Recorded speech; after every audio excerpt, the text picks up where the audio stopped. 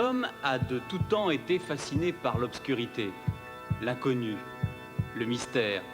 Nous avons toujours adoré avoir peur, au point que, quand nous n'avons rien à craindre, nous nous inventons des sujets d'angoisse. Les Grecs s'inventaient des méduses. Toutes les civilisations ont leurs propres monstres à bras aux têtes multiples. Et les auteurs nous racontent depuis des années des histoires de crânes, de sorcières ou de fantômes. Le cinéma n'avait plus qu'à puiser dans ses croyances effroyables pour terrifier des générations entières de spectateurs.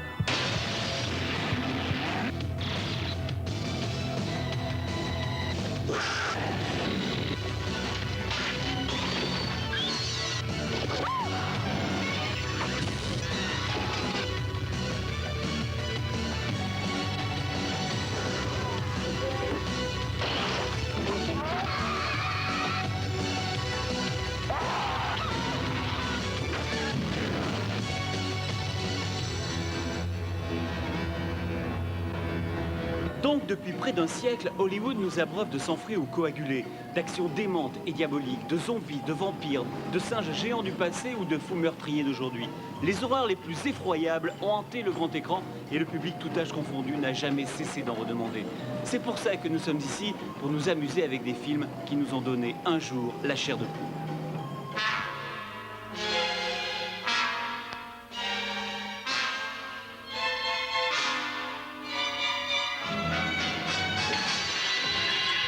Nous allons nous replonger pendant près d'1h30 dans les images les plus horribles et les plus effrayantes de l'histoire d'Hollywood.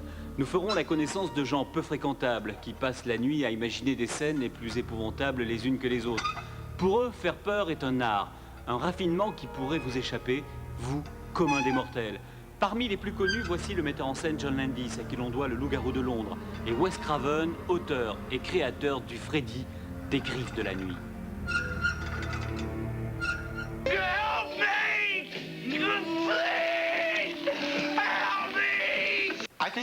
Les films d'horreur fonctionnent un peu comme les montagnes russes. On aime prendre des risques en toute sécurité.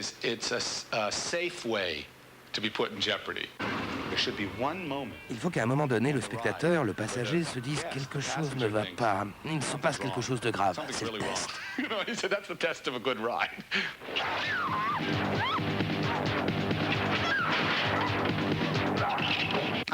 À mon avis, Les Griffes de la nuit étaient un succès mondial parce qu'il traite une question que l'homme se pose partout.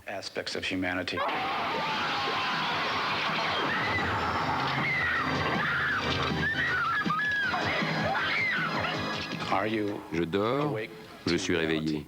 C'est vrai ou c'est une illusion? La peur du cauchemar est universelle, elle est dans toutes les mythologies. Je crois d'ailleurs que les contes sont des formes de rêve.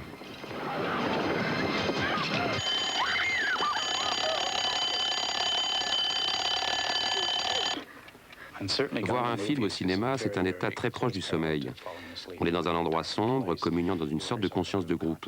Là-bas, sur le mur, l'ombre d'une illusion nous aspire.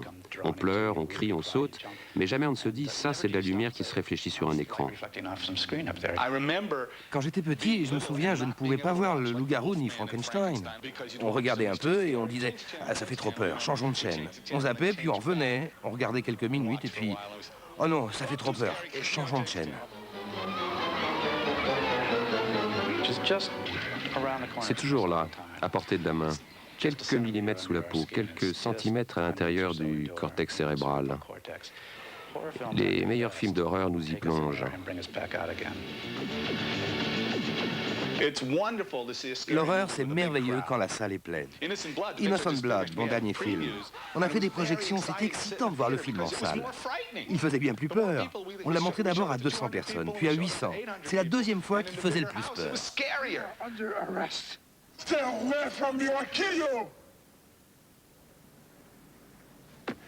Le public arrive prêt à avoir peur. La vie fait peur, la vie est vraie. Et elle peut vraiment vous démolir. C'est ce qui fait un bon film d'horreur. Il vous met en danger. Vous entrez, vous êtes là, et pourtant vous n'y êtes pas. Tout va bien, vous mangez du popcorn, vous êtes en sécurité. Mais c'est un flash d'adrénaline. Pour le réalisateur, c'est drôle d'être au fond de la salle et de faire... Pour fonctionner, un film d'horreur doit d'abord vous écarter et isoler de votre esprit logique. Pendant 2 heures, vous êtes alors dans un état presque second et vous allez admettre les choses les plus invraisemblables. Vous acceptez alors le frisson viscéral qui fait ressurgir les instincts les plus sombres qui sommeillent au plus profond de votre inconscient. Ces instincts sont les mêmes chez l'homme depuis la nuit des temps.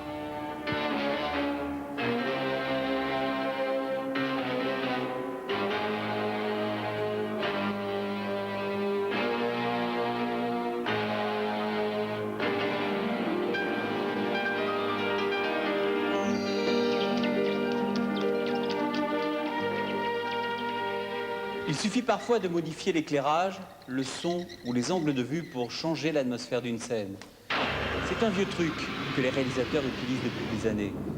Vous allez le voir, cet effet particulièrement efficace dans un film d'horreur. On part d'un geste ou d'une action toute simple et...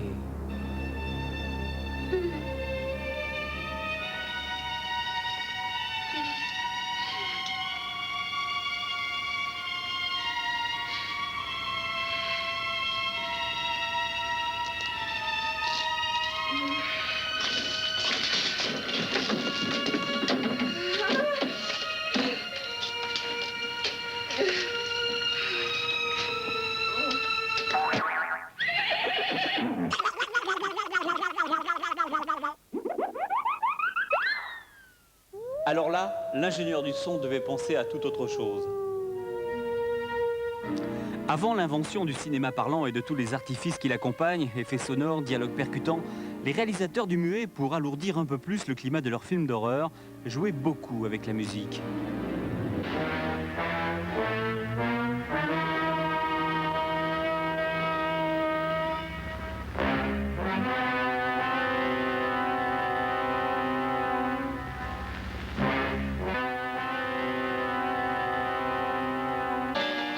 C'est donc un truc presque aussi vieux que le cinéma lui-même. La musique est là pour renforcer l'atmosphère du film. Les bons metteurs en scène l'utilisaient dans les passages clés pour créer et faire monter le suspense. Et bien évidemment, les réalisateurs d'aujourd'hui n'ont pas oublié la leçon.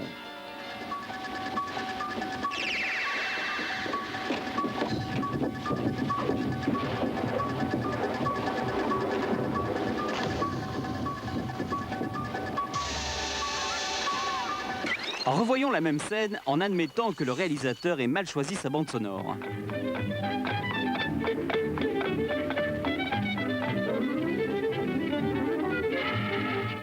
Aujourd'hui, la musique ne sert plus seulement de fond, elle est aussi au premier plan des films fantastiques.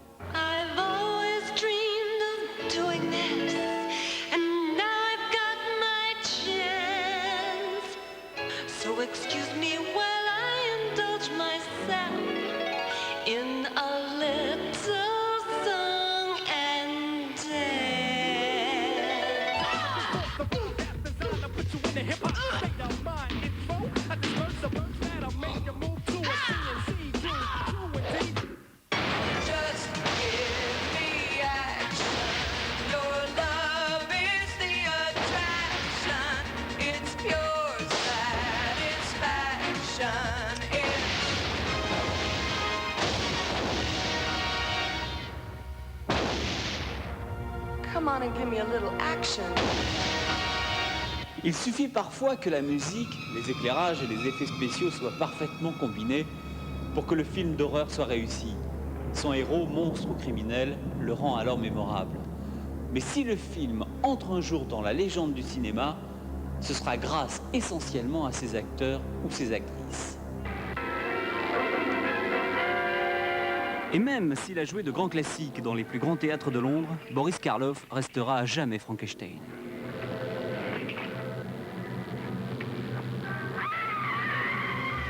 Et malgré ses autres rôles, le nom d'un homme restera à jamais associé à celui du comte Dracula. Bela Lugosi est le premier Dracula du cinéma, un personnage qu'il a déjà tenu au théâtre et qui le marquera jusqu'à la fin de ses jours, et même au-delà. Plus tard, bien sûr, d'autres acteurs porteront à leur tour la cape du célèbre vampire, mais aucun ne fera oublier vraiment Bela Lugosi. I'm Vincent Price. On l'oublie ou on fait semblant de l'ignorer, pourtant il n'y a aucune honte à ça, mais beaucoup de grands acteurs et même des stars d'Hollywood ont un jour, dans leur carrière, tâté du film d'horreur et même de la série B.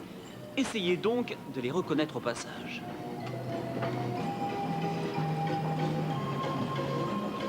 gonna hurt you more than it is me. Oh, goody, goody, here it comes.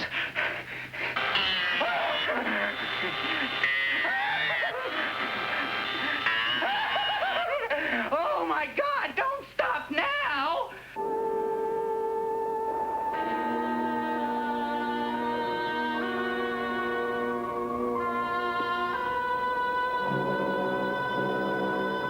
Godzilla, king of the monsters. You may wish to deny it, but your eyes tell you it's true. A tale to stun the mind.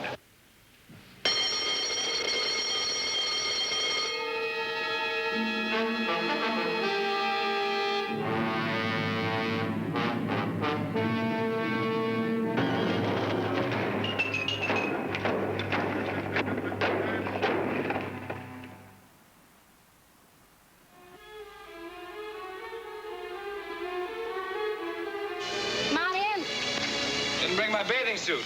What's a bathing suit? Oh, murder.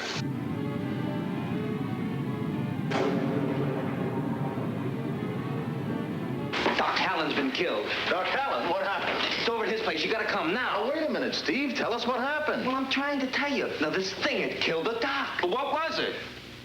Stop with it, kid. Well, it's kind of like a mass that keeps getting bigger and bigger. We're the only men on the whole planet? Wow. Let me kill her now.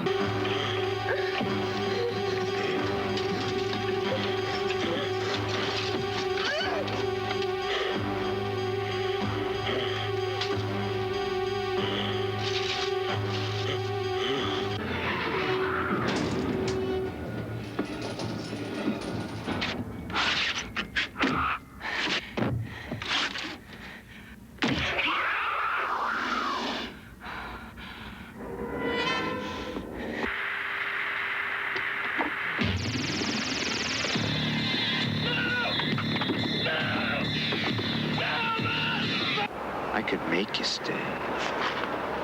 I'll leave her alone. She's no fun. Hey, I decide what's fun around here. Don't push your luck. Who are you? I'm sorry, but you seem like such a flake. And I mean that in a good way, really. It's just, you know, hey, I can keep talking until you strike me dead or not. I prefer not. Things are kind of confusing. I'll buy that. Dès le cinéma muet, le genre fantastique va créer ses propres stars. Et certains acteurs incarneront à jamais pour le public des personnages mythiques. C'est le cas de Lon Chaney, devenu l'image populaire du fantôme de l'opéra depuis cette version tournée en 1925.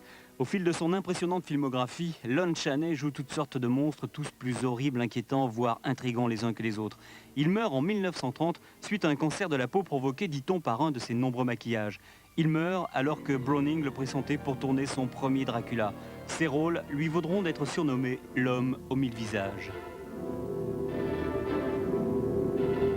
Son art du maquillage était si efficace qu'une blague courait à l'époque sur les plateaux d'Hollywood. Hey, n'écrase pas cette araignée, c'est peut-être Lon Chaney. Le secret de ses transformations tenait dans une boîte toute simple, comme celle-ci, une boîte de maquillage qui lui servait à créer ses multiples visages.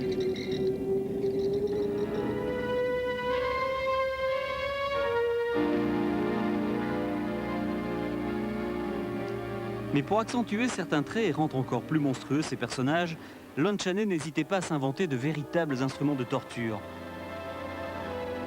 Pour créer le fantôme de l'opéra, l'acteur s'était installé dans la bouche tout un système de crampons et de ressorts qui rendait le visage du fantôme si réel et si terrifiant.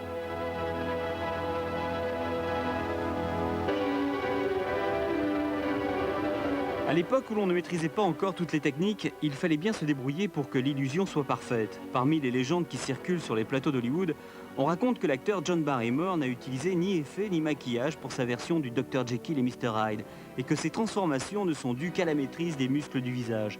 Mais Rick Baker, Oscar du maquillage, n'y croit pas.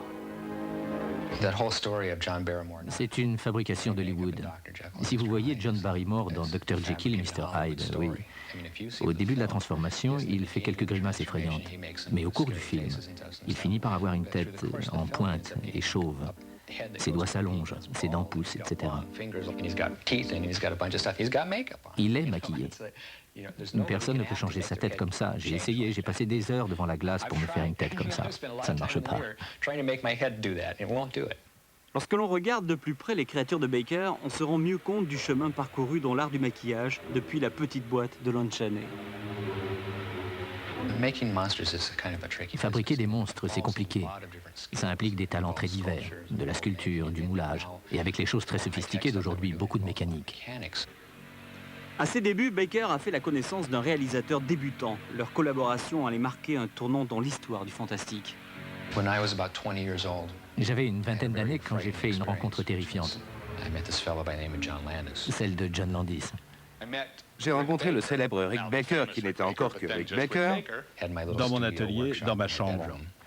Les murs étaient couverts de sculptures et autres créations. J'étais dans le métier depuis l'âge de 17 ans. J'ai même été coursier. Quand j'étais à la Fox, John Chambers faisait les têtes de la planète des singes. Très impressionnante pour l'époque. Je m'y connaissais donc. Mais ça, c'était mieux que tout ce que j'avais déjà vu. J'étais avec Jim O'Rourke. Je lui ai dit, c'était ça du génie. Il est entré dans ma chambre, dans mon petit atelier. Il courait partout en hurlant « Regarde ça et ça, c'est magnifique, génial, regarde !» Il était comme fou.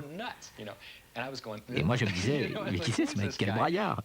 C'est ma chambre et ce sont mes affaires. » Le tournage du Loup-garou et de Hurlement se passait en même temps.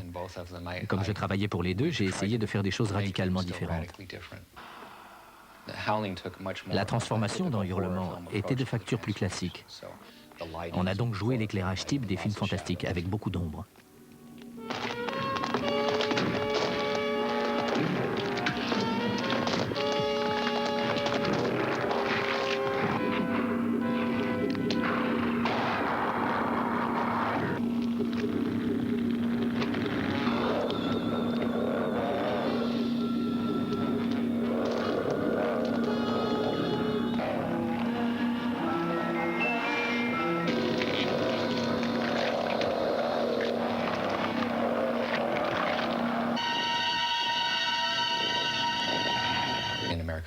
Dans le Loup-garou, à Londres, la pièce était normalement éclairée. Rien n'est plus dur pour un maquillage que d'être exposé à une lumière crue. Que tout se passe sous vos yeux. Landis voulait que la transformation soit douloureuse, qu'on entende les os changer. On voit la douleur sur son visage, Rick. Il crie, il se tord. Il faut trouver le moyen de m'arranger ça.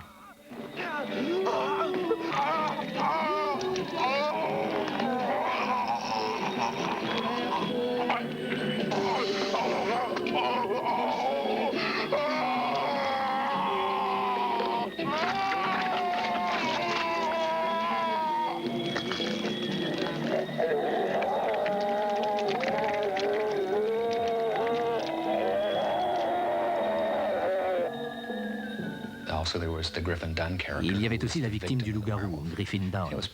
C'était très visuel et très horrible. Il était éventré, on voyait son œsophage, sa glande thyroïde et tout le reste. Il s'est assis tout content dans la chaise de maquillage pour que je lui colle les morceaux. Mais quand je lui ai mis le faux coup, j'ai vu son expression changer un peu. Et le temps que je termine, il commençait à avoir l'air vraiment déprimé. Am I asleep now, awake or what? I realize I don't look so hot, David. But I thought you'd be glad to see me. David, you're hurting my feelings.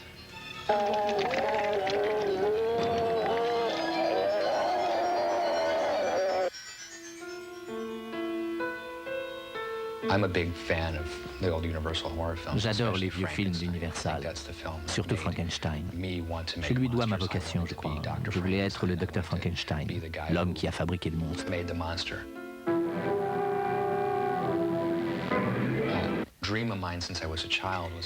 Tout gosse déjà, je rêvais de recréer le monstre de Frankenstein, mais de le faire bien. Quand j'allais au musée Grévin, ça m'agaçait de voir qu'il ne soignait pas les monstres aussi bien que les gens normaux. Il n'essayait même pas de ressembler à Boris Karloff. Il se contentait de faire une tête carrée, de la peindre en vert. Et il l'appelait Frankenstein. Puis j'ai eu la chance de trouver un authentique moulage du visage de Boris Karloff. Et ça m'a beaucoup aidé. Quand j'étais môme, tout le monde répétait « Quand Ricky se décidera-t-il à grandir ?»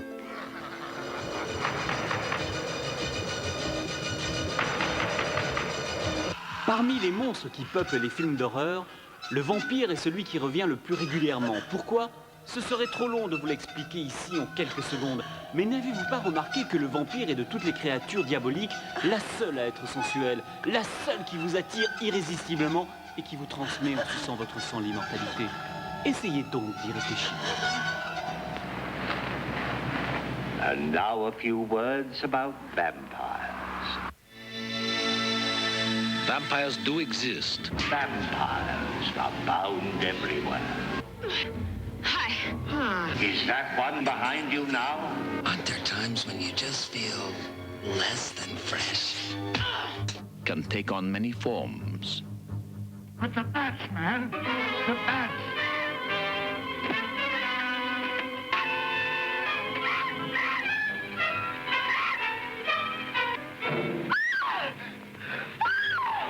Vampires are at large, I tell you. Vampires. Malignant demons who issue forth from their graves in the dead of night to attack their victims and drink the blood from their veins. Some people say they only leave their coffins at night.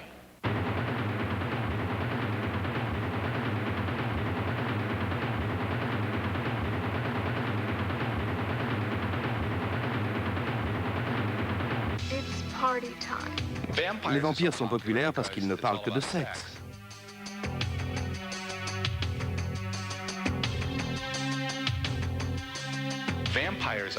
Ils font rêver, c'est une affaire de pouvoir, je crois. C'est sexy, très sexy.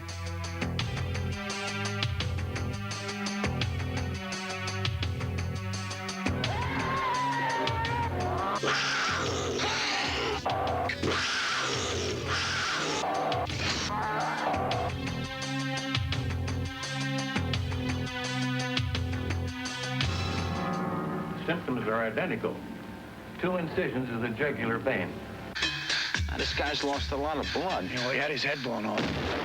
No, this guy's really lost a lot of blood. Did you ever see a dynamite hickey like that before? Well? Oh, my God. What? No. What? No, it can't be. It can't be what? Was the killer human or animal? Dracula. Dracula. Dracula. How did you know his name?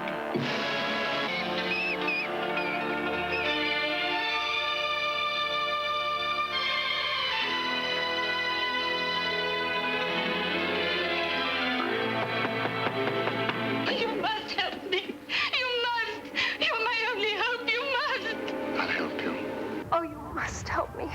You're my only hope. You must. There, there.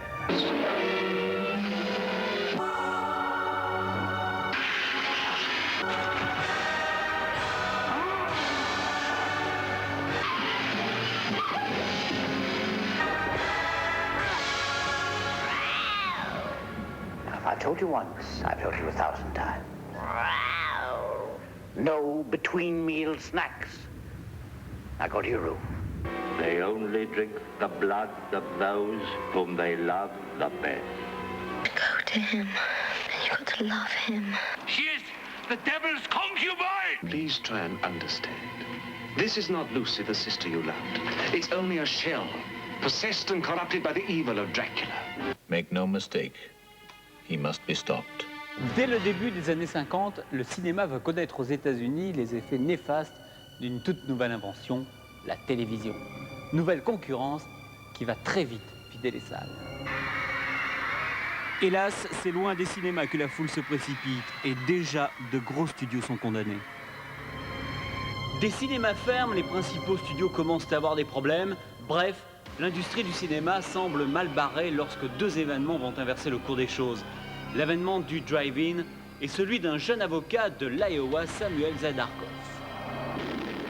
Associé à Jim Nicholson, il fonda American International Pictures, l'une des plus grandes réussites de tous les temps dans la production indépendante.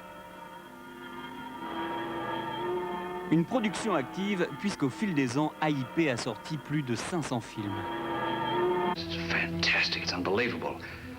Things like this just don't happen. Certains d'entre eux connaîtront un succès planétaire, comme Amityville, la maison du diable, ou Dressé pour tuer. Les films à IP sont loin d'être tous des chefs-d'œuvre, mais ils ont contribué à faire prospérer une société de production partie avec 3 000 $ dans ses caisses. Nos méthodes étaient radicalement différentes de celles des grandes compagnies. Et je pense qu'elles étaient meilleures. D'abord, Jim Nicholson avait du génie pour les titres. Il rentrait chez lui le soir, buvait un verre ou deux, et au matin arrivait en disant « Sam, j'ai un titre ». Quand le titre et les affiches étaient approuvés, on écrivait le script, on trouvait un metteur en scène et on faisait le film. C'est l'art de l'affiche qui a fait RIP. Il créait l'affiche Beast with a Thousand Eyes, puis il disait à Roger Corman, « Tiens Roger, voici 30 $, fais-nous Beast with a Thousand Eyes ». Nous n'avions pas le sou, donc les salaires dépendaient des bénéfices, normal. Corman est devenu l'un des hommes les plus riches d'Hollywood grâce aux 20 ou 30 films que nous avons faits ensemble. C'était notre façon d'opérer et nous incitions les jeunes qui travaillaient pour nous à user de leur imagination. Francis Coppola a fait Démence 13 pour nous. On a tourné en Irlande pour 50 000 $, je crois. C'était son premier film.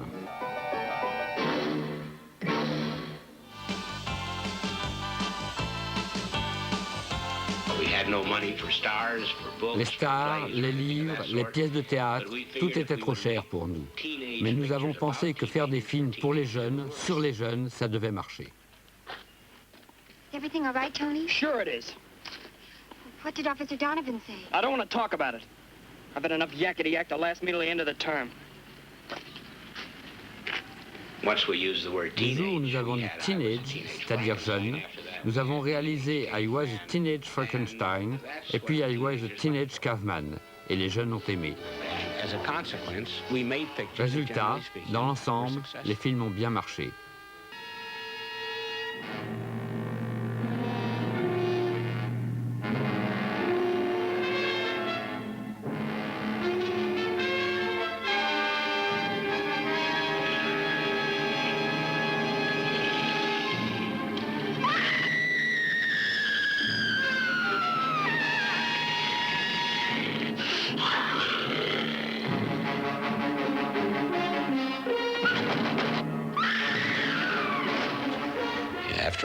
Après tout, je suis un plouc de l'Iowa.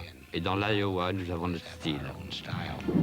Depuis le début des années 80, la vidéo ouvre un nouveau terrain d'exploitation à tous les distributeurs. Ce genre de film, qui autrefois se consommait en salle, se loue ou s'achète aujourd'hui en cassette dans de grandes surfaces spécialisées. Une situation idéale pour le jeune réalisateur Charles Band qui a décidé d'ignorer le grand écran pour se consacrer exclusivement à la vidéo. You don't know what to do. We'll save you.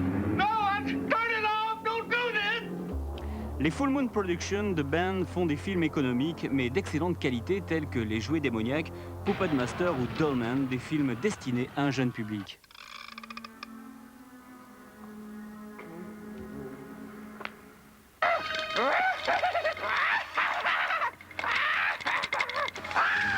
How does it feel to be on the other side, Bob?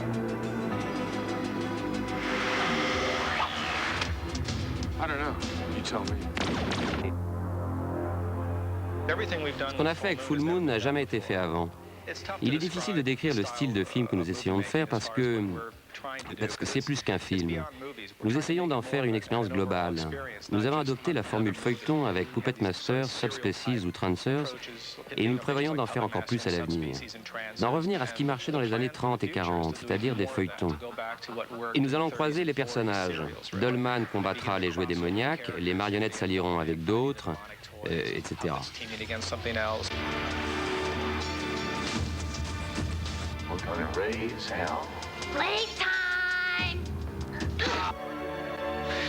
Dans un sens, ce sont les bandes dessinées des années 90.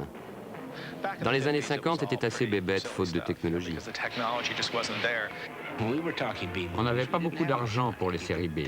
Le budget de nos premiers films n'était pas de série B, mais de série Z. En fait, pour les effets spéciaux, nous avions des costumes de monstres en caoutchouc. Il fallait donc être beaucoup plus ingénieux.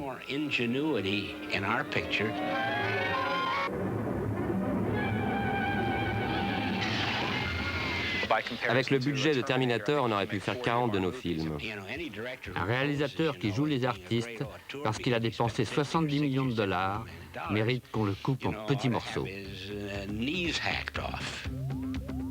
À mon avis, 7 sur 10 des plus grands succès mondiaux ne sont que des séries B à gros budget. Alien est une série B. Indiana Jones, Les Aventuriers de l'Arche perdue ne sont que des séries B avec des budgets A. Allez dans une boutique de vidéos. Je peux vous dire que vous trouverez Terminator 2 sur le même rayon que Transformers 3 et Puppet Master. Le plus amusant, c'est de trouver les personnages, l'idée du film. Prenez Pinhead. J'ai connu des tas de gens comme lui au cours de ma carrière. Alors il a été facile à faire.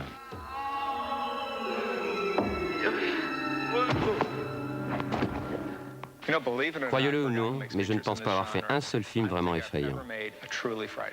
Surprenant, non? What the hell are you talking about? Hitchcock a dit « Toute la peur est dans l'attente de l'explosion ». Hitchcock était le maître du suspense. « Faites souffrir les spectateurs autant que vous le pourrez », disait-il. Il ajoutait que s'il avait filmé Cendrillon, le public se serait attendu à trouver le cadavre dans le carrosse. Il était incontestablement le maître, mais pour le mélange horreur et pathos, pour les bandes annonces, il avait un concurrent de taille avec William Castle. You know about him? Yes, damn you. That's impossible. And there's nothing you can do about it. Mr. Castle, I'd like to congratulate you on a fine piece of production. I think Alfred Hitchcock is going to have to go a long way to try and top something like this. Well, thank you very much. That's very nice of you to say. Tout au long des décennies 50, 60 et 70, Castle a utilisé toutes les ficelles de la publicité et inventé des trucs invraisemblables pour attirer les spectateurs dans les salles. Une stratégie qui lui a valu le titre de maître du film d'horreur. Now, let me ask you a question. Were you holding his hands throughout the picture? I was holding him back. He was running out. Un incident terrifiant est prévu au milieu de Homicide. Si vous avez trop peur pour voir la fin du film, vous pourrez présenter ce certificat au coin des lâches. On vous remboursera le prix de votre billet. S'il vous plaît, ne révélez pas la fin de Homicide à vos amis. Ils vous tueront. Et s'ils ne le font pas, c'est moi qui vous tuerai. Quand vous irez voir Mr. Sardonicus, on vous donnera un bulletin comme celui-ci.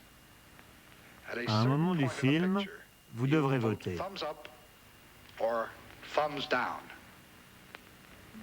Et son châtiment dépendra de l'issue du scrutin. Vous ne verrez pas le visage de Mr. Sardonicus. Certains de vous pourraient en être trop affectés. Ceux qui verront Mr. Sardonicus comprendront pourquoi.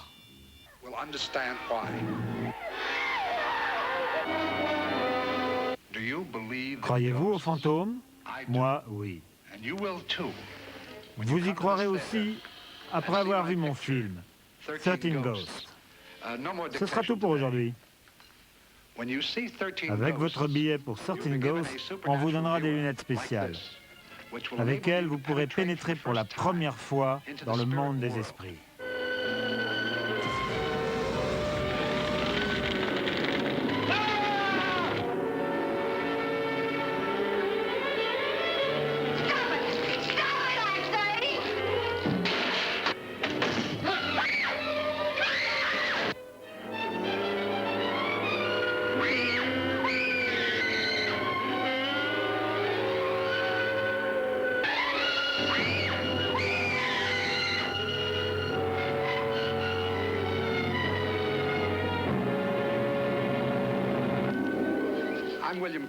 Je suis William Castle et j'ai le devoir de vous prévenir. Le prochain film projeté dans cette salle s'appelle Le Désosseur de cadavres. Je l'ai mis en scène. Pour la première fois dans l'histoire du cinéma, des spectateurs vont vraiment jouer un rôle dans un film. Vous sentirez certaines des sensations physiques ressenties par les personnages sur l'écran. Je vous garantis plus de chocs par minute dans Le Désosseur de cadavres que dans La Nuit de tous les mystères. Mais ne vous inquiétez pas, vous pourrez vous protéger. À l'entrée, on vous dira comment vous protéger contre les attaques du Désosseur de cadavres. Ne l'oubliez pas.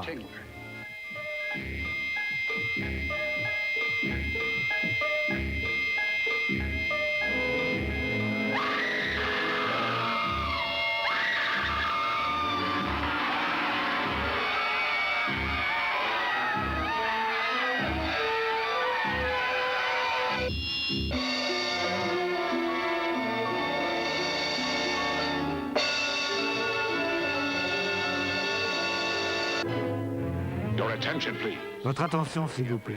Durant chaque épisode à suspense de Macabre, toute personne présente dans la salle sera assurée par la Lloyd's de Londres pour un montant de 1 000 $ contre le risque de mourir de peur. Au cours de sa vie, William Castle a donc produit toute la série du désosseur de cadavres au Polanski Rosemary's Baby. Sa mort a donc tourné une page inoubliable dans l'histoire du cinéma fantastique. Excusez-moi.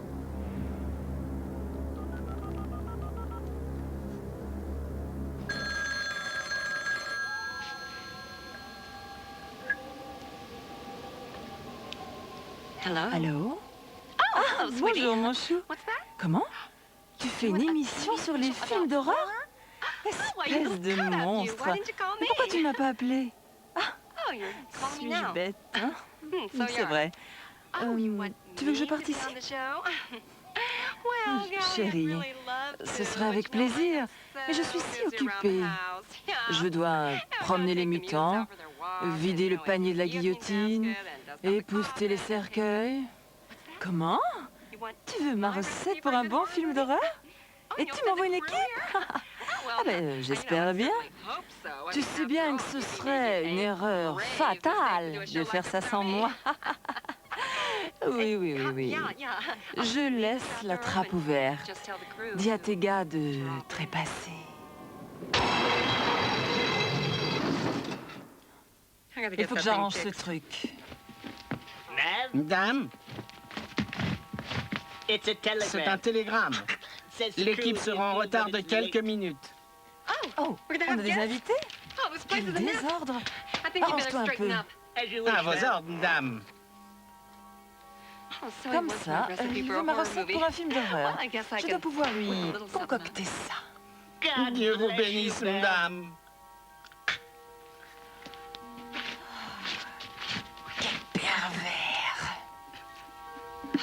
Voyons, commençons comme tous les films d'horreur, avec la victime plutôt naïve, qui ne se doute de rien. Cheveux blonds en option. Would you please come out of there? Who's there? Annie? Paul? Linda? Cute, Bob. Bob? Élément essentiel, l'incapacité absolue de la victime à rester dans un endroit bien éclairé avec des gens normaux. You think I'm mad, don't you? You're crazy. You're losing it.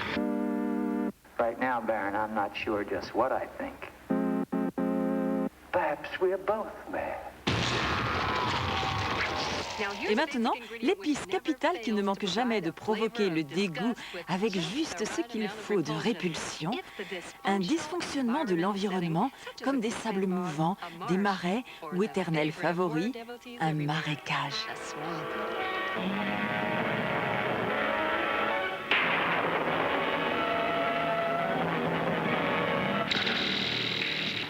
Une pincée de rire dément pour accroître le malaise général de manière plaisante.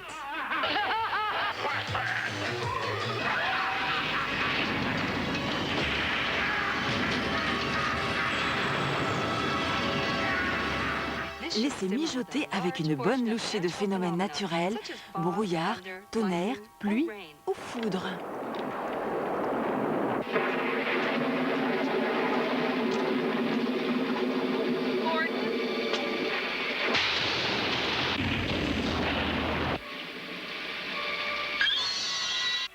Ajoutez un assistant quelque peu retardé psychologiquement.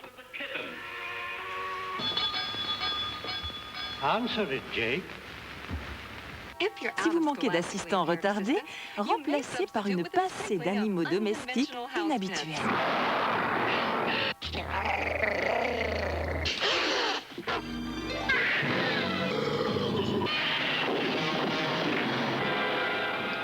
Une bonne recette de film d'horreur serait incomplète sans le plus hideux, le plus dégoûtant, le plus grotesque des monstres jamais créés. Mais rappelez-vous, un monstre doit avoir la capacité de se fondre dans la foule pour éviter d'être capturé avant la fin du film.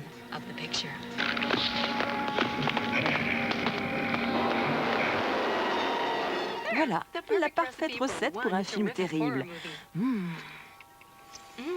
Délicieux.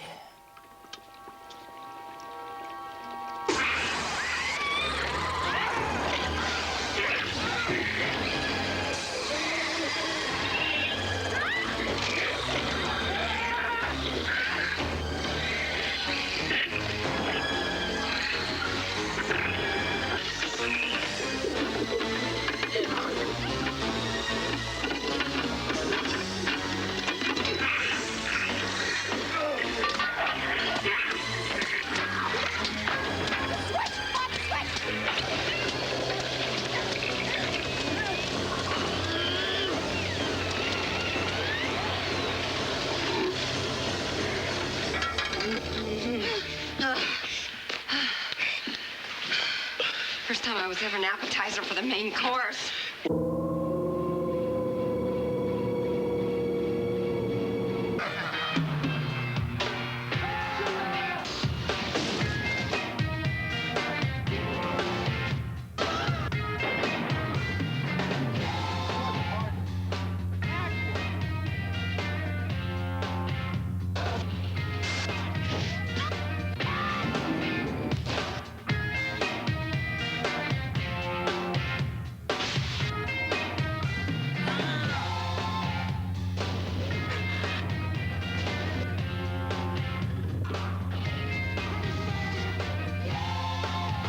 Les cinéastes sont des hommes puissants. Dans un vieux film, quand il fallait des effets spéciaux, on utilisait des trucs comme le serpentin de Tesler datant de 1890, et c'était à peu près tout. Pourtant, avec un peu d'imagination, même ces trucs archaïques pouvaient être très efficaces.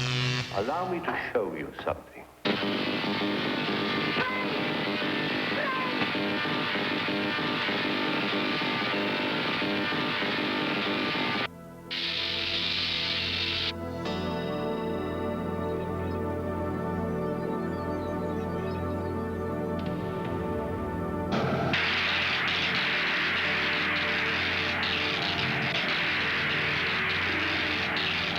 Dans les années 50, les truquistes s'emballaient pour ce qu'ils croyaient être la pointe de la technologie. Aujourd'hui, toutes ces méthodes sont complètement dépassées et font vraiment cheap. Regarde. I'm sure you'd all like to know something about the new entertainment miracle, Third Dimension. People, objects, landscapes take on a depth and a dimension such as they have in real life.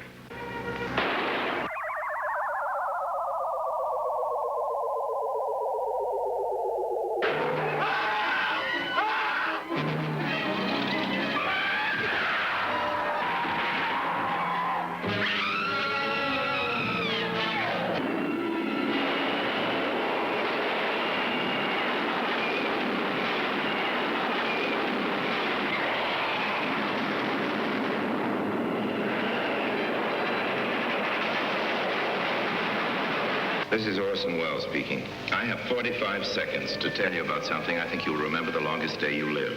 It's about a man named Scott Carey. A few months ago, he was 6 feet 2 inches tall and weighed 190 pounds. Today, he's 2 inches tall, and you can hold him in the palm of your hand. Now he lives in a world where he must fight for his life, a world where a friendly house cat is a predatory monster.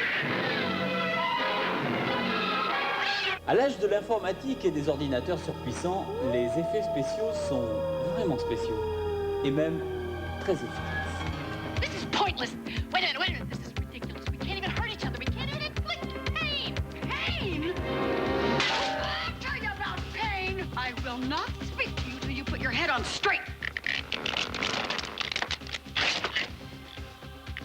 C'est le genre de coup que les compagnies d'assurance tentent d'éviter à leurs acteurs. Cette technique employée dans La mort vous va si bien s'appelle animatronique. Alec Gillis et Tom Woodruff sont les deux spécialistes d'Hollywood. L'animatronique consiste à animer les objets par l'électronique. Nous nous décrivions comme des concepteurs et réalisateurs de créatures imaginaires spéciales, ce qui faisait fuir les gens. Maintenant, nous parlons de gros monstres en caoutchouc et tout le monde comprend. Pour la mort vous va si bien, nous avons créé une série de mannequins et des membres pour exécuter ce que les corps de Goldie et Meryl ne pouvaient pas faire. Nous avions un double de Meryl Streep avec sa tête à l'envers et son visage complètement articulé. Le corps bougeait au moyen de bras opérés par câble. Sur le plateau, c'est à ce double que Bruce Willis donnait la réplique. C'est par-dessus son épaule qu'il tirait, etc.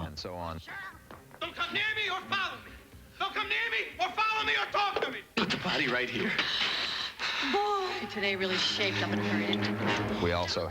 Nous avions aussi une silhouette de Goldie Hawn jaillissant d'une fontaine avec un énorme trou dans le ventre. C'était aussi un robot.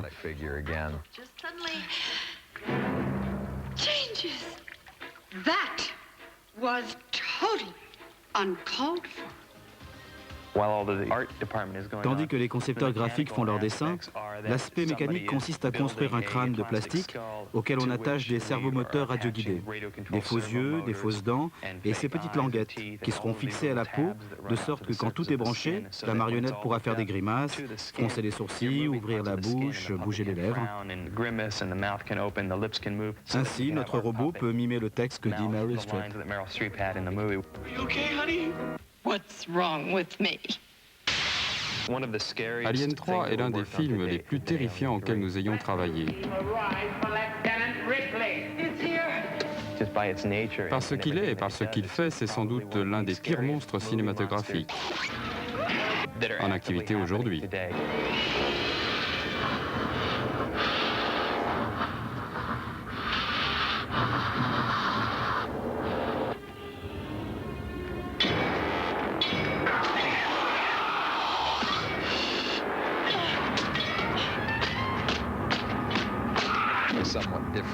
Le monstre d'Alien 3 est un peu différent de ce qu'on a vu dans les autres films.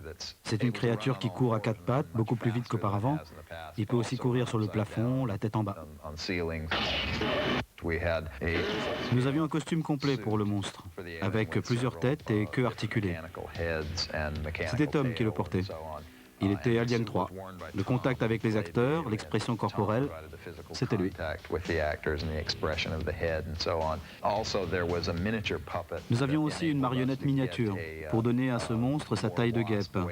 Et ça, nous n'arrivions pas à l'obtenir avec Tom dans le costume. Le personnage de Bishop est l'androïde, qui était si formidable dans le dernier Alien. Bishop. You did okay. I did. Oh yeah. Cette fois, il était bien plus abîmé. Ripley le fait redémarrer et on assiste à de touchantes retrouvailles entre eux. Ripley. Hi, Bishop. How are you feeling? My legs hurt. I'm sorry. It's okay. Just a glorified toaster. How are you? I like your new haircut. De telles choses font, dit-on, appel à un aspect obscur de la personnalité. Moi, je ne le sens pas personnellement. C'est peut-être ça qui est inquiétant. Il y a du plaisir à être créatif et notre talent est juste un peu tordu par rapport à la norme. Un point, c'est tout. Voici l'ambiance d'un film d'horreur. Le lieu est étrange, avec des ombres tout autour, quelques chandelles vacillent, la musique monte en fond sonore, et là, il ne manque qu'une chose.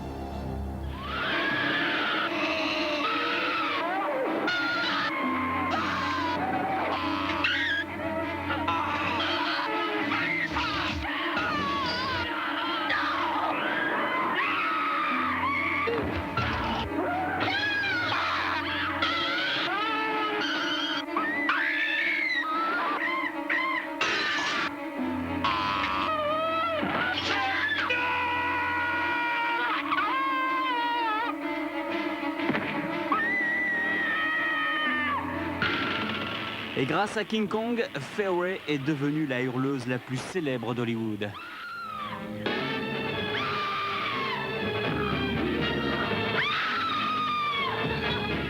Les films d'horreur à petit budget ont tous été construits autour du cri.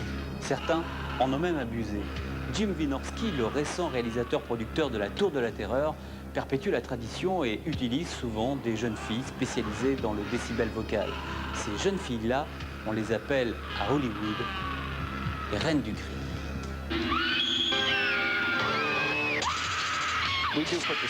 Sur un tournage, nous faisons subir un sacré traitement à nos reines du cri. Une fois, la fille a dû rester pendant 30 secondes dans une baignoire pleine de sang avec un tube d'air pour jaillir au bon moment. On en a pendu une à un crochet. Une autre avait le corps recouvert d'amorces et le moment venu, on les faisait exploser à distance. La chose la plus cruelle que j'ai subie sur un tournage, c'était une scène de Haunting of Morella.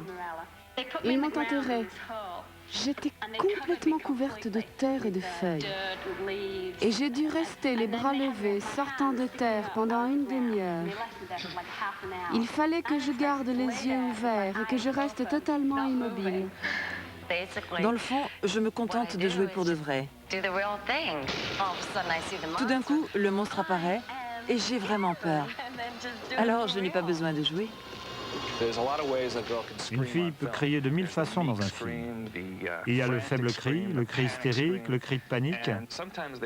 Quelquefois, elles ne le réussissent pas pendant le tournage. C'est pourquoi nous avons un studio de doublage.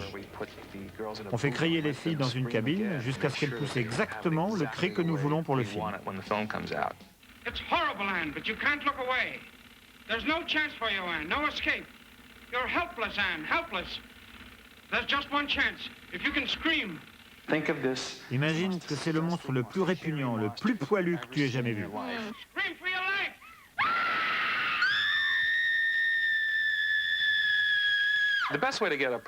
Le meilleur moyen de faire hurler une reine du cri, de déclencher son adrénaline et d'obtenir le cri le plus perçant, c'est de lui dire qu'elle ne sera pas payée ce jour-là. Par définition, dans les films d'horreur, la jeune héroïne est toujours la victime.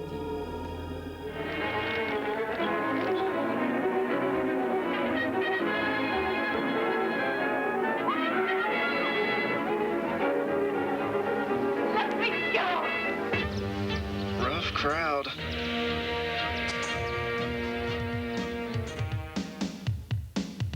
On le sait, dans notre culture, les mœurs et les mentalités changent. Et donc, dans les films, le rôle des femmes a beaucoup évolué.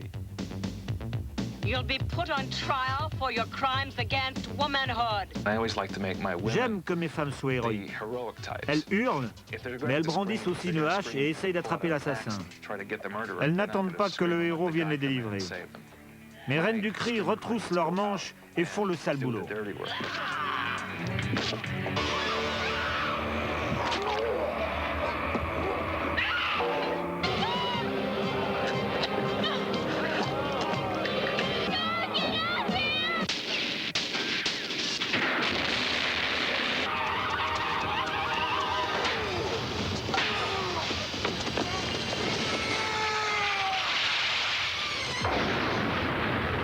Il n'est pas le seul à utiliser des personnages féminins forts. J'essaye d'avoir des femmes fortes dans mes films. D'ailleurs, dans la moitié de nos films, c'est une femme qui sauve la situation.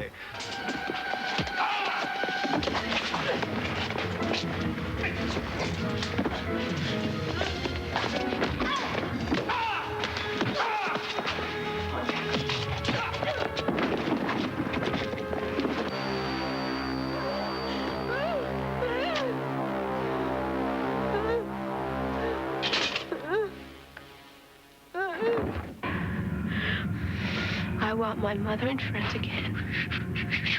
What? I take back every bit of energy I gave you. You're nothing.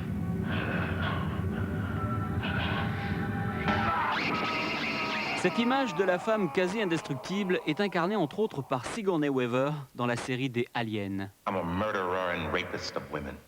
Really?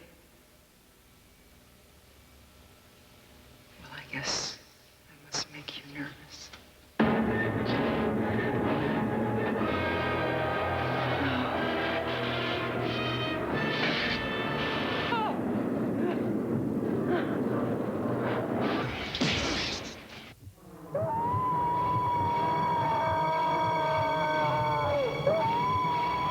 Tous les films d'horreur sont construits selon la loi de Murphy.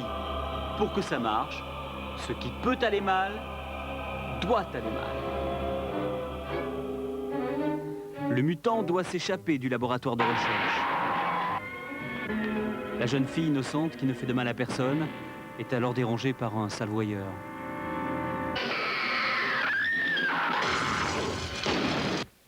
Et sans oublier qu'elle se trouve toujours au mauvais moment, à la mauvaise place.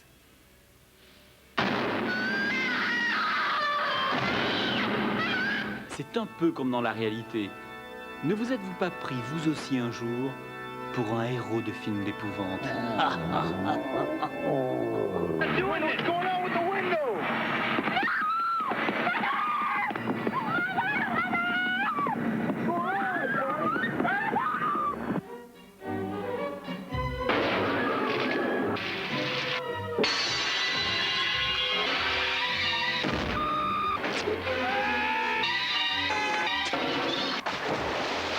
Les vacances sont censées être reposantes et agréables. Pour un scénariste, c'est l'occasion rêvée de tout faire foirer.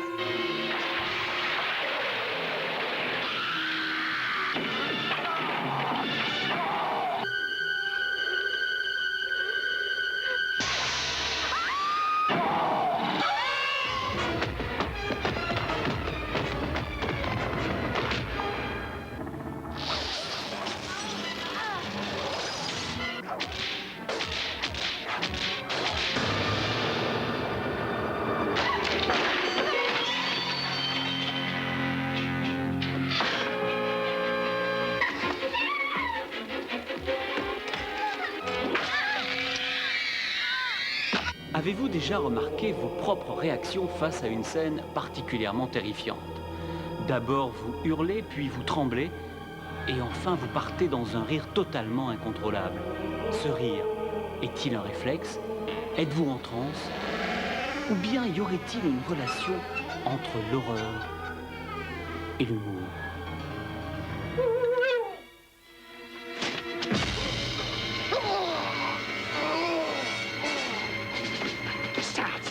Sal, oh my God, don't, Sal, don't kill him here. Boys, help. Sal, listen to me.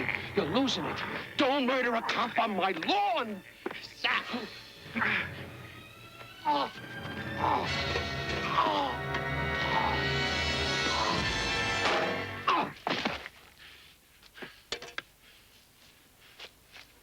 Forgive me, Sal. You gotta get hold of yourself. Certains films d'épouvante n'est évidemment pas censé être comique. L'effet n'est qu'accidentel et dû la plupart du temps à la maigreur du budget ou à la platitude des dialogues. I have no idea how this works, but I'm sure glad it's here.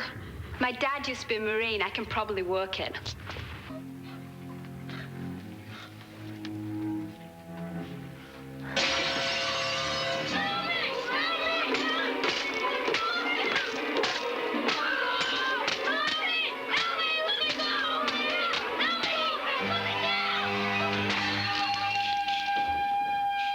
Dans beaucoup de scénarios d'horreur, l'effet comique n'est pas seulement voulu. C'est un élément essentiel dont dispose le réalisateur pour détourner votre attention. Et Norman Bates dit « Mère n'est pas elle-même aujourd'hui ». Le script prévoit toujours de l'humour. Dans un film à suspense, c'est indispensable. C'est la soupape de sécurité. Bottoms up. Now a warning. Now a warning?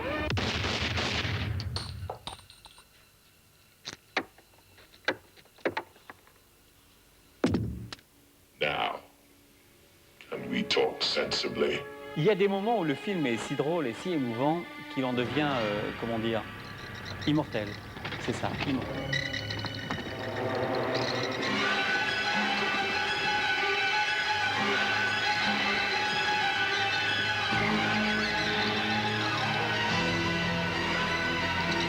Il y a environ 25 ans à Pittsburgh, en Pennsylvanie, une équipe dirigée par George Romero, un jeune réalisateur alors totalement inconnu, réunissait un peu plus de 350 000 francs pour financer son premier film.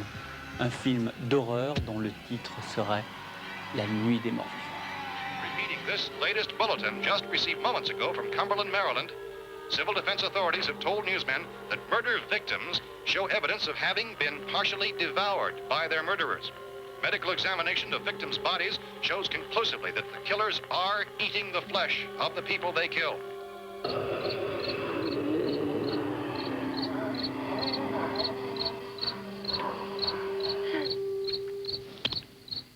C'est le chef-d'œuvre des films de zombies. C'est un film tout à fait exceptionnel. Il montrait des choses jamais vues jusque-là, et le grain du noir et blanc. C'était presque du documentaire. Dès le début de la scène du cimetière, quand le type se met à les suivre en trébuchant et à frapper aux glaces, je hurlais, toute la salle hurlait. Je me disais, mon Dieu, je suis mort de peur et je m'amuse tant, c'est incroyable. If I were surrounded by 6 or 8 of these things, would I stand a chance with them? Well, there's no problem. If you had a gun, shoot them in the head. That's a sure way to kill them. If you don't, get yourself a club or a torch. Beat them or burn them. They go up pretty easy. You take a really stupid situation. Vous prenez une situation vraiment stupide. Les morts marchent et vous mangent. Et vous vous dites, ok, mais que se passerait-il? Et c'est réalisé avec beaucoup de conviction.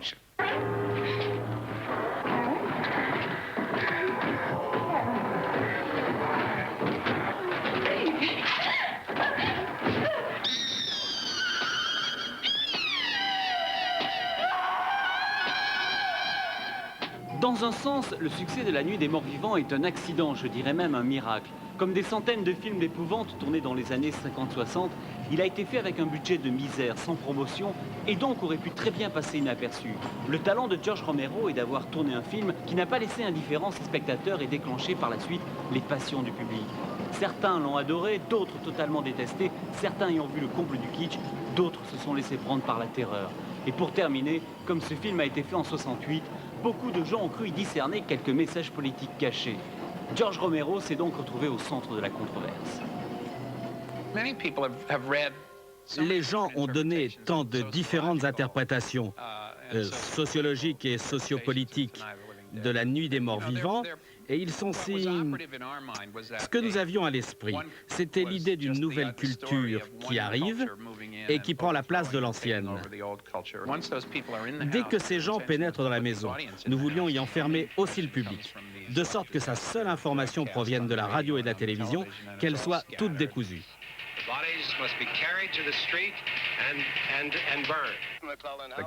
La confusion produite par les médias, au lieu d'éclairer, ils créent la confusion en présentant tant d'options différentes qu'il devient difficile de se faire une opinion.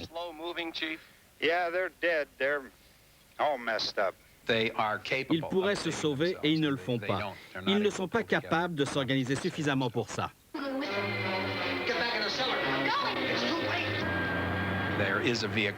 Ils ont un véhicule et ils ont une pompe à essence. Mais celui qui sait pour le véhicule ignore tout de la pompe. Et ils ne se parlent pas. Le temps qu'ils aillent chercher de l'essence, c'est trop tard. Il y a trop de zombies, ils sont obligés de se battre dehors. Et la voiture prend feu, elle explose et ils sont piégés dans la ferme. Nous voulions choquer et nous avons réussi. Nous avons fait un pas de plus que les autres en refusant de couper au moment où les zombies arrivent au camion et commencent à manger les gens. On les voit manger. C'est la séquence choquante, elle dure 20 secondes. Moi, ça ne me choque pas tellement. Ça ne fait que suivre l'action. Je trouverais plus choquant de couper.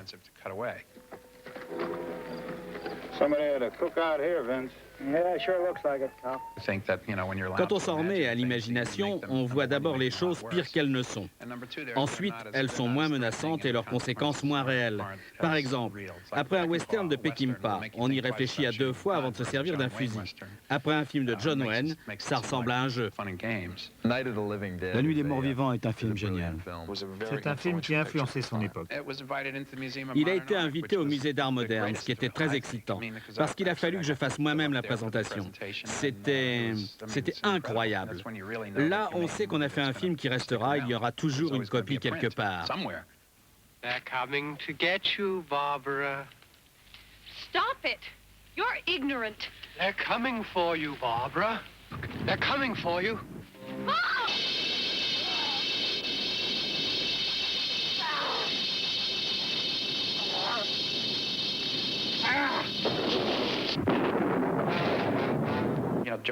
À George Romero, je dois ça.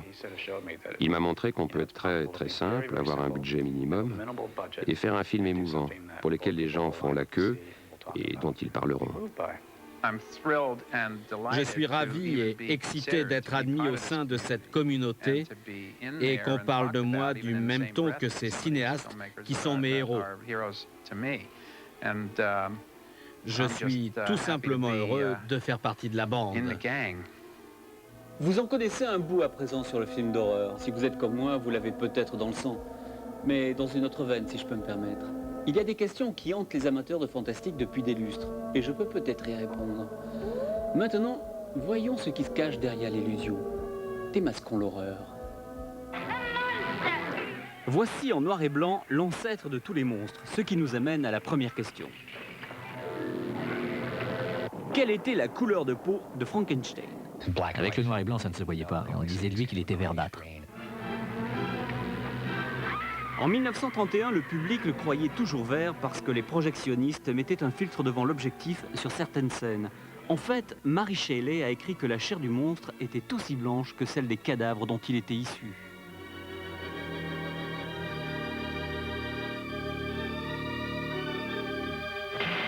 Regardez bien cette scène, elle est tirée de La fiancée de Frankenstein tournée en 1931. Ce décor passait pour un des plus spectaculaires de son époque. Alors, voici ma question. Qui d'autre a tourné dans ce même décor? Vous donnez votre langue au chat? Mel Brooks l'a utilisé en 1974 pour sa parodie de Frankenstein Jr. Bon, passons à quelque chose de plus primaire. À votre avis, qui est le plus crétin des deux, King Kong ou Godzilla? Vous avez tous raison, en 1962, King Kong contre Godzilla sort au Japon. Pour les Japonais, Godzilla est une créature sensible et intelligente, tandis que King Kong n'est qu'un primate demeuré. Mais dans leur traduction pour le marché américain, le singe devient malin et le lézard japonais complètement benet.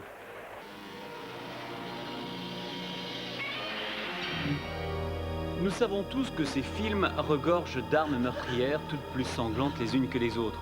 Tout peut servir à étriper ou égorger, de la machette au tournevis, du pic à glace à la tronçonneuse. Alors, voici ma question.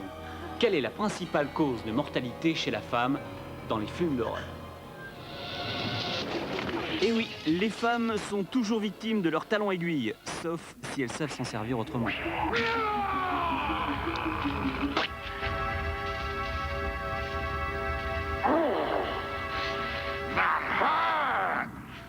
Mais les femmes ne sont pas toujours les victimes, comme le prouve notre prochaine question. Écoutez bien. Quel monstre, né d'un homme, a été tué par une femme? C'est Alien, bien sûr.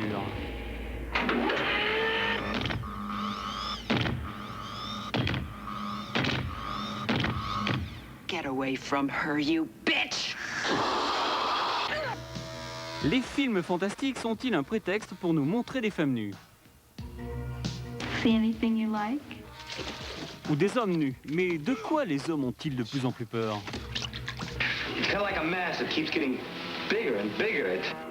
Pourquoi une telle panique? Mais regardez-moi cette chose immonde. Savez-vous quelle était la matière du blob? Tout simplement un fond de sauce à l'américaine.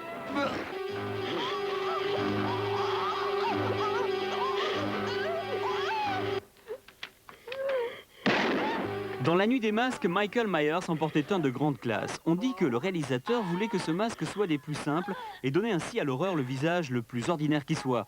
Savez-vous quel acteur a inspiré ce masque? William Shatner, le capitaine Kirk de Star Trek. Je voudrais terminer en vous présentant mon monstre préféré. Il y a 40 ans, le réalisateur Phil Tucker s'est laissé convaincre de tourner un film intitulé Robo Monster. Mais très vite, il s'est rendu compte qu'il n'avait aucun budget pour construire son monstre. Alors, il s'est débrouillé avec les moyens du bord. Et voilà Robo Monster, costume de gorille, casque de plongée et paire d'antennes de télévision. Magique, non?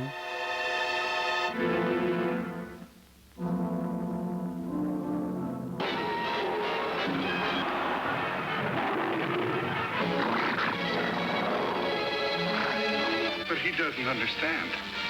There's a curse upon me. I change into a wolf.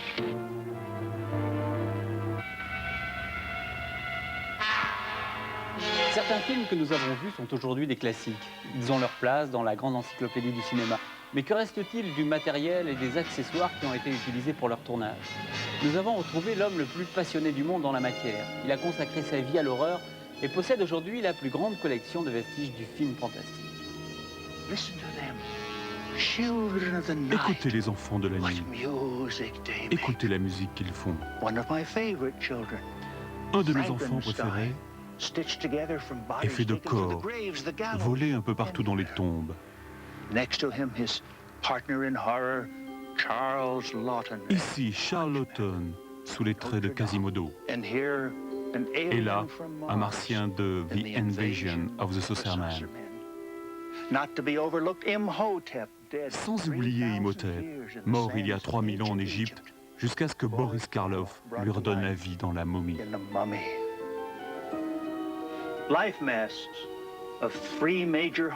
Le masque de 3 stars du fantastique, disparu depuis longtemps. Lon Chaney Jr., le loup-garou. Bela Lugosi, Dracula. Boris Karloff, Frankenstein. Lors du grand tremblement de terre de 1926, j'avais 9 ans. Le numéro d'octobre d'Amazing Stories est tombé de l'étalus marchand, l'air de dire « Prends-moi gamin, tu vas m'adorer ». Et j'ai obéi. C'était le début de la collection qui remplit 18 chambres de cette maison, plus de 300 000 pièces du fantastique, de la science-fiction, de l'horreur et des monstres.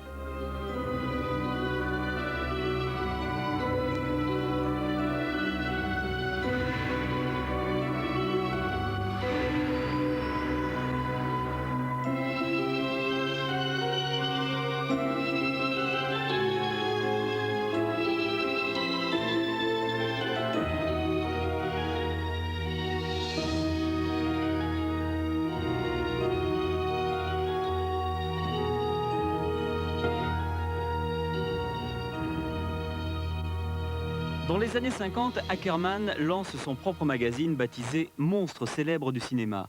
Il a été le magazine préféré de milliers de jeunes Américains. Certains sont devenus célèbres, comme George Lucas, Steven Spielberg, John Landis ou John Carpenter. Quant à Stephen King, sa première nouvelle, c'est à Ackerman qu'il l'a envoyée.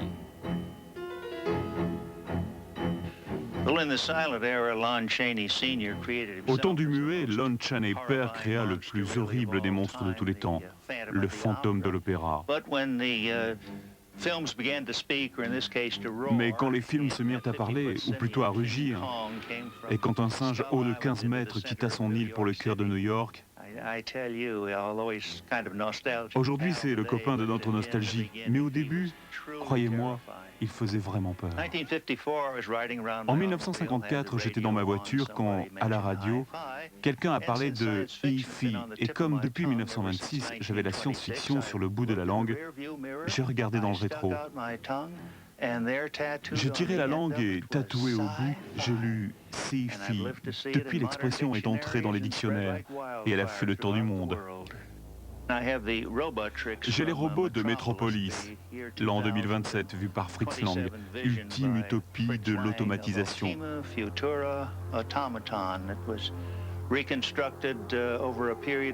Il a fallu 600 heures pour les construire sur une période d'1 an et demi. C'est l'anneau de Dracula que portait Bela Lugosi. Voyez le dé et la chauve-souris.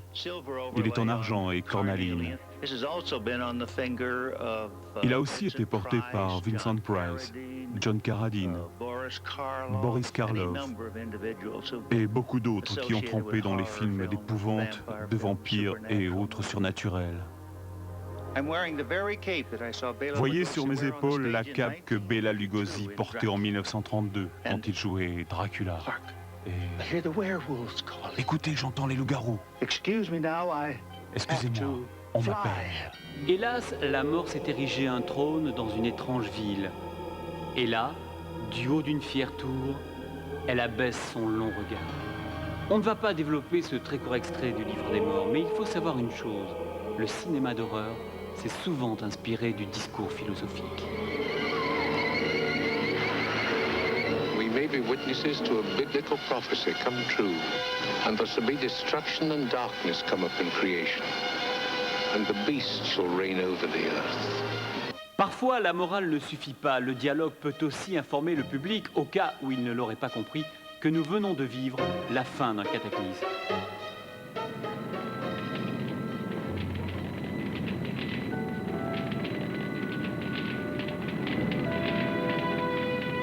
finally free. It's over. And now it's over. It's over. It's over. Do you understand? You're free now. Free? Andre. Souvent, à la fin des films d'horreur, les personnages se retrouvent dans des situations sans issue.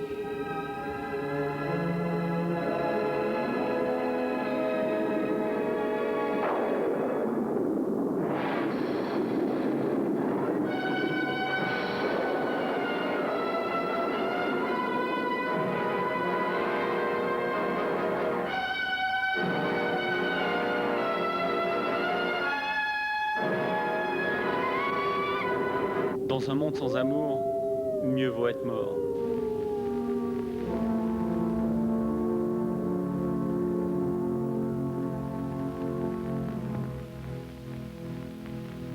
Les films d'horreur nous servent souvent des messages, mais lorsque les principaux acteurs et lorsque les monstres sont 6 pieds sous terre, lorsque la musique monte, nous arrivons à...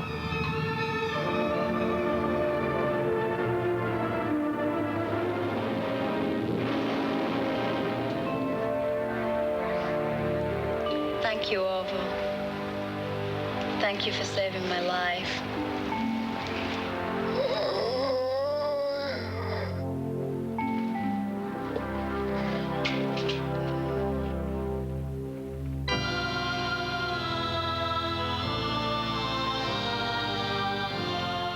What's the boogeyman?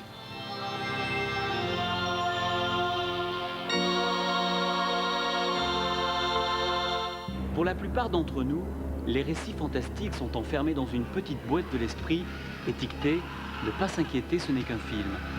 Mais où s'arrête le rêve? Et où débute la réalité? Pensez-y.